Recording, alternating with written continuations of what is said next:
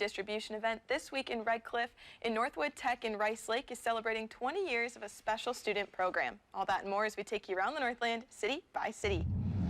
We start in Bigfork, Minnesota, where MnDOT will be hosting a public meeting next week to discuss work on Highway 38. The project is anticipated to start in July. Resurfacing will be done on 38 through town.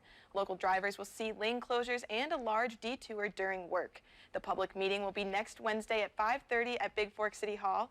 The information will be recorded and posted online after the meeting, and we'll have those details on our website.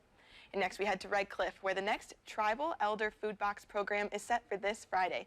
The giveaway is for tribal members age 55 and older. Boxes will be ready starting at 1 p.m., and if there are extras, other residents can arrive for their boxes starting at 3. Food this week includes frozen lake trout, chicken, mushrooms, potatoes, organic strawberries, and more. Boxes will be available at the Food Distribution Building on Pike Road. Giveaways will continue every 2 weeks through the end of the year.